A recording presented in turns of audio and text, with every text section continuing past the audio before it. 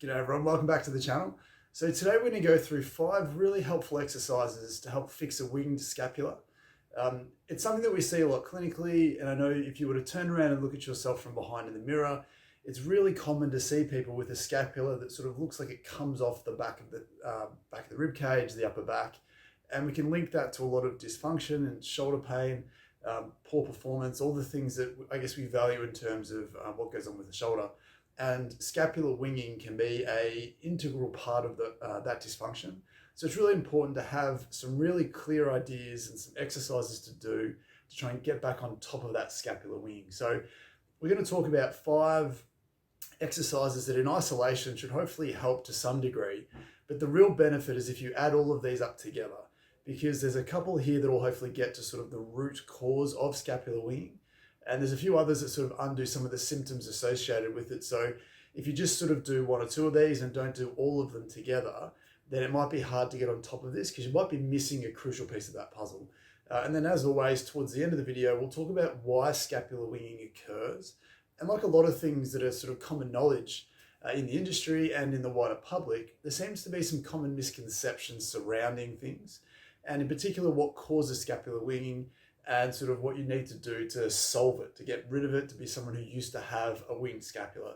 So we'll get to that towards the end of the video. So if you'd like to hang around for that, hopefully have a really well-rounded understanding of what it is and how to get rid of it by the time we're finished here. So I think the first thing that we want to get to is some exercises to try and undo that scapular winging. So the first one that I want to get to is going to be probably the most important one to begin with. Because from what I see clinically, this part of the whole issue itself often gets missed because it doesn't stand out, it doesn't hurt generally, but it's often quite stiff and tight. And mechanically, this is potentially one of the main reasons why scapula tends to wing. So if we don't address this specifically in particular, then it can be quite hard to solve this problem. So the first thing that we want to talk about is we want to talk about a lot of the stiffness and the tightness at the back of the shoulder.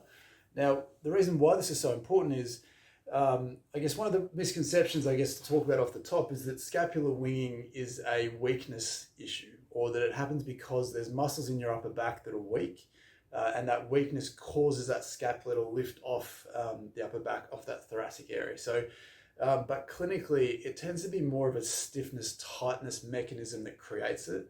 And just doing strength exercises alone, which we will get to, we'll throw a strength exercise into the 5 that we're going to go through. But I really want to make a big song and dance about this part of the mechanism because it's often missed and is often one of the main reasons that I see that scapular winging persists and it doesn't go away. And basically what happens here, as we start to get a little bit tight through the back of the shoulder, and we'll talk about why this happens at the end of the video, but tightness at the back of the shoulder here, particularly in a lot of muscles that attach from the arm to the scapula itself, if you can see this. But if you can imagine that the best position for your shoulder blade is back and having it flat against your upper back, which is the whole point of the video, if it starts to wing a little bit and starts to lift off a little bit, it's often because this tightness is pulling that shoulder blade closer to the arm itself. So in actual fact, if we can get at this tightness and improve the amount of mobility and feed some slack into that area, we can all sort of dissociate the shoulder from the shoulder blade, allowing you to position it better. So a lot of what I see clinically is that the winging of the scapula is just the body becoming tight at the back and sort of drawing those 2 structures together, which forces it to come off the rib cage, the upper back. So trying to feed some slack by opening that up and sort of almost pulling those 2 structures apart can really help the overall underlying issues that are creating this issue. So a really simple way to do that is with a tennis ball or a lacrosse ball, as we have here. You just want to use something that you feel gets into these areas of tightness. So traditionally, I would get everyone to lie down and do this because it's much easier to do. But for the purposes of this video, I'm going to do it up against the wall here. But it's a very simple exercise. All we're trying to do is place the ball at the back of the shoulder, pretty much just above the armpit. We're going to get you to lean back onto something or lie on the ground to find it. So what I would suggest for a lot of people is you don't want to be on the shoulder blade. You don't necessarily want to be on the shoulder itself. You want to be on that imaginary line going up from your armpit. Essentially, you want to follow the tightness. And it's not going to be too hard for you to find this if you have a winged scapula, because it's probably going to be tight, or it should be tight, I'd expect. But when you have your arm by your side, you may find that there's a little bit of tenderness, a little bit of tightness. All I want you to do here is just let the ball press in to begin with. Just let it sink in, try and sort of work through that tight restricted tissue. What you can do if it feels comfortable is you can tense the muscles, tense your shoulder muscles, hold them for a few seconds and then relax. And then you might find that helps you sink a little bit lower. The other thing that we can do here is once you feel like you've found some of that low hanging fruit at the back, we can get you to have your arm out to the side, or we can get you to hug yourself to really open up the back of that shoulder. So you're going to have to change the angle. So instead of lying sort of straight back onto it, you're most likely going to have to turn around to the side a little bit just to get that pressure that you want. But by pulling your elbow around and opening up the back of that arm, what you'll find is you'll expose a lot more of that muscular tightness, that soft tissue restriction that you were before. And we can do the same thing again. You can grind away if you want to, but again, you can just stay here and let the ball press in. And one of the things we can do to improve this further is if you can compress the ball up against the wall or the floor, and then just try and keep the ball there and shear your arm across the front. What you're actually doing here is tacking down that tightness and then using movement to shear that tightness past the ball. And then what you'd find almost instantaneously is in terms of how mobile that shoulder is. So for me on this right hand side, for me, if I keep my shoulders back and reach across, I can sort of get just to 90 degrees here before it feels like I need to bring my shoulder blade around with it. But on this side, just after having done that, what you can hopefully see is that I've got a lot more room to move. So for me, keeping my shoulders back, I can get to here now, and then before my shoulder blade comes around. So we want to feed as much slack into the back aspect of that shoulder as possible in order to take that handbrake off and allow that scapula to sort of settle back down onto the upper back. So it's a really important piece of the puzzle. Second piece of the puzzle involves getting to the stiffness and the tightness of the rib cage underneath and inside of that shoulder blade. So it's the same idea again, but instead of being on the outside of the shoulder here, we're going to go on the inside of the shoulder blade. So wherever the scapula ends, in between that and the spine itself, we want to have the ball in that area. Same deal again, we want to lie down or lean up against the wall, move the ball around until you feel like you hit something that feels stiff. And then once you've done that, what I want to get you to do here is incorporate some arm movement. So we can use movement through the arm in the same way that we did at the end with the going across the body. We can do the same thing through here to shear free some of the stiffness and the tightness of that rib cage, stiffness and tightness through the soft tissue of that thoracic spine.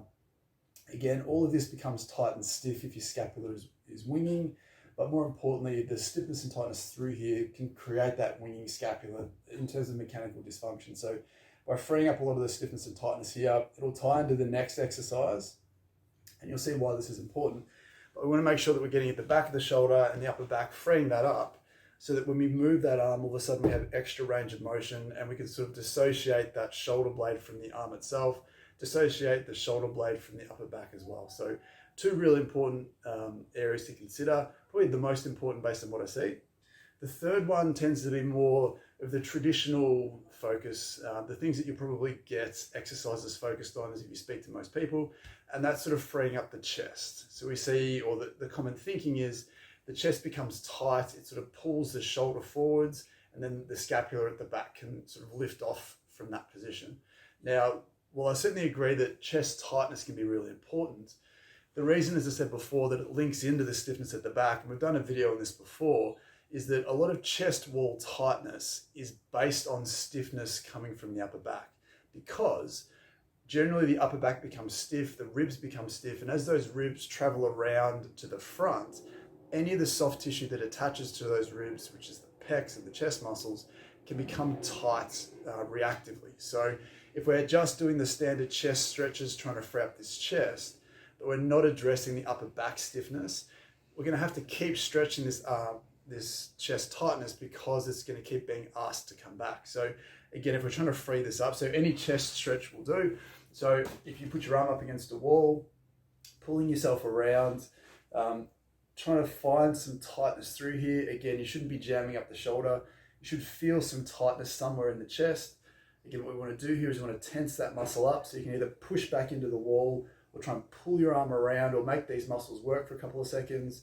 As they work, they contract so that when you relax, it releases and feels looser. It should allow you to go further into that stretch.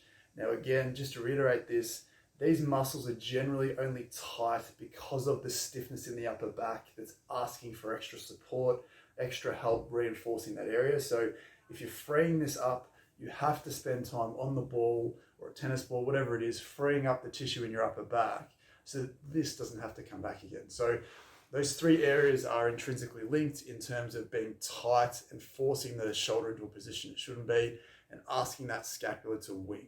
Now, I guess the thing to note with this is, from what I see clinically, a lot of scapular winging is based on stiffness and tightness, sort of forcing that scapula into a bad position. One of the common misconceptions is that is it weakness related. Now, there's absolutely conditions and neural issues that sort of create abnormal weakness and dysfunction that sort of lend itself to a scapular winging. This isn't necessarily commenting about that specifically, even though these exercises may help that to some degree, but you'd have to figure that out for yourself. But this is more so for just your general scapular winging, where people are just walking around, they don't know they've got it, or they've been told that they have it and they're trying to fix it. So probably 99% of the population this video is for. Those more rare cases where there is some actual neural dysfunction that's creating that, it's a whole different ball game that we sort of need to sort of look at you individually and figure that stuff out. But again, this is broader stuff. So the next thing on that topic of weakness / strength is we do want to go through a sort of a basic strength exercise.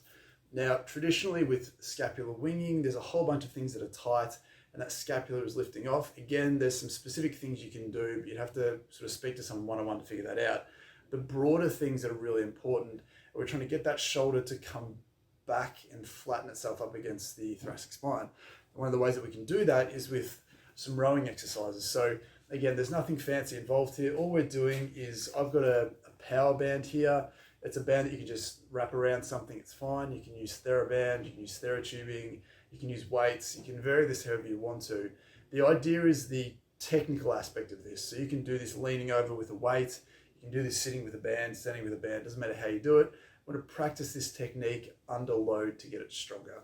And all it is just your basic rowing exercise. So we're pulling the band back towards you and we're sort of sweeping that shoulder blade back and around without trying to move your trunk at all. So it's not a rotational exercise, we're not trying to twist. We're anchoring you here, shoulders in a good position, up nice and tall, and we're pulling that elbow back as the shoulder blade is coming back up against, is sort of scooping around, sort of meeting in the middle. So if you had two hands together, you'd obviously be trying to get those shoulder blades to meet in the middle. We're trying to strengthen the muscles in the upper back that help support and stabilize that scapula. So again, if you're doing that bent over with a weight, we don't want to make sure that you're rotating like you're starting a lawnmower. We want to isolate everything, keep it nice and still, and we're just bending that elbow. Again, we're not letting the elbows flare out. We want to keep the elbows in and pulling those shoulder blades back together. So it's a really good way to fatigue it. So you need to do enough to feel fatigue, which can be 10, 15, 20, 30. We're not necessarily looking at this in terms of like a pure strength exercise. We want to really incorporate a lot of endurance because obviously posture requires endurance. We want those muscles to be able to hold you in a good position long term. We don't just want you to develop that power, which can still be important, but for the purposes of this, sort of higher reps with a lower weight, but still experiencing fatigue with good technique is generally what we'd be looking for. So that's exercise number 4. So the first one is going after the tightness at the back of the shoulder. Second one is going through the stiffness and the tightness in the upper back, which feeds into the third one, which is freeing up the shoulder blade, freeing up the pec muscle so the shoulder blade can get back there easier. The fourth one is adding some strength to the muscles that keep that in a good position as well, sort of complements everything. Now the fifth thing, and if you've been following these videos, you may know what we're about to talk about. I usually preface it with the same conversation saying it is it's not a very interesting topic of conversation. It's not a fun exercise. It's not sexy. It's not interesting. And that's just postural awareness. So if you can call this an exercise, which I would challenge anyone to do this, so I would call it an exercise to practice it. We need to foster really high level amounts of awareness, but also the drive to make a difference. And those two things are crucial to nailing good posture and re-establishing good posture or redeveloping good posture long term. because it's not a one and done experience. You don't click your fingers and then have good posture. It's a piece. It's almost like a piece of artwork that never gets finished. You're just constantly adding to it, constantly changing things, constantly being aware of it. So you can't conquer posture, because the moment that you feel like you've got good posture, you might find that you just don't pick up on all the times that you're getting back out of that again. And it's a really, really important conversation to have, because it ties into what causes scapular winging, which is what we want to get to in a few seconds. We want to tie all this together, because what we find here, and like everything that we talk about, if we're saying that your chest is tight, your upper back's tight, the back of your shoulder is tight, we need to give you explanations for why they become tight in the first place, and why one side might be tighter than the other, which causes one scapula to wing more than the other. It's really important, because if we're not sort of connecting the dots between why these things happen and your postural habits, then we're not going to fix it. We can make strong inroads, but it may come back again, or you may not see the improvements that you want, particularly if you already have shoulder pain, neck pain, back pain, or whatever reason why we're having this conversation about scapular winging in the first place. So what we see, again, we talk about this a lot, the common sort of posture that people get into when they're not thinking about it, or when they're doing something more important, thanks to gravity, it's normally a dropping down and rolling forwards. And we see the upper back rounds, sometimes the chin pokes out, but essentially the position that we're in is the shoulders are dropping and rolling thanks to gravity. So the weight of the arm in front of us, maybe if our arms are behind us, we drop down and back a little bit more, but we're always in this position, whether it's on the mouse, the keyboards, whether on our phones, whether we're driving the car, whatever it is, leaning down. This position basically, where the weight of the arm acting against gravity is just constantly creating tension through all of these areas. And what we know about the body is it just adapts to what you ask of it. So if you're in this position a lot and you don't realize it, you've always got tension through this area. So the back of the shoulder then becomes tight to support the weight of the arm. We always have tension in the upper back and neck, because the whole shoulder girdle is just hanging off that part of your body.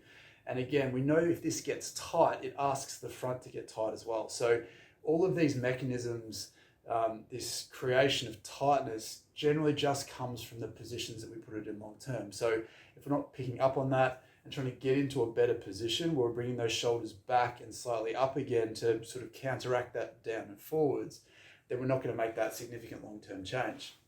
Now, to tie this into strength work, the main reason why I see that these muscles in your upper back get weak in the first place is that we're just not using them. So when you're in this position, the reason why this feels comfortable for a lot of people and why it's a default for a lot of people is that we're not actively engaging muscles to hold us in a good position. The reason why we don't like holding good posture for too long is that when we pull your shoulders back into a better position, you actively have to hold yourself here to a degree. So we're not in this position where it's over the top, but just a low amount of tension requires endurance and application and awareness to sustain over time and to sustain long term. So if we're constantly defaulting into these rounded, poor shoulder shapes, those scapular muscles that are supposed to hold it back into a good position are being replaced by tightness and stiffness, because that's the pathway that we've chosen without realizing it. So I guess to summarize basically what this is, from what I see clinically, scapular winging, when it's not associated with some neurological issues or some trauma, sort of obviously that sort of 1% that we see, generally it's just a consequence of the shapes, the positions and the postures that you get those tissues into without realizing it, because it doesn't stand out, it doesn't cause you grief until at some point down the track it causes you grief. And we know that if you are going after these stiffnesses and tightnesses and not necessarily improving the position that your shoulder's in, obviously that winging will hang around, but all the tightnesses and the stiffnesses that you're trying to undo with the ball or with stretching aren't going to get anywhere. You're not going to make any ground, because the 5 minutes you might spend freeing up your chest, and then if you then sit at the computer for 7 hours back in the same position, you're not going to sort of counterbalance that enough to make change. You're going to be potentially just going up and down on the spot, or potentially getting worse over time, depending on how that balances out for you. So hopefully that's a really useful set of skills, useful set of tools and stretches to help you undo that scapular winging. It's not a permanent thing for a lot of people. It's only permanent if the environment stays the same. If your posture stays the same, if you're not going after the stiffnesses and tightnesses that are there, then it's realistic to expect, or it's not unrealistic to see that those tissues don't change, that scapula doesn't reposition itself But again, if you're working towards restoring normal function to the tissues, normal positioning to the tissues, it's absolutely reasonable to expect that that scapular winging will change. So let me know in the comments below, like what's going on with your shoulder? What's brought you to this video? Is it because you've got shoulder pain? Is it just something that you're, an associate or a parent or a family member or your physical therapist or your doctor has mentioned to you, and you're looking for some more information about that? I'd be really interested to know what context we're talking about your scapular winging. And as always, if you found these tips useful, please leave a like rating down below and consider subscribing to the channel. It obviously helps support the channel. We really want it to grow so that these videos can reach more people. So we'd really appreciate the support if you could do that for us. So again, just let me know down below if you have any questions. I'm more than happy to answer them. But until next time, we'll see you soon, and we'll talk soon. Bye.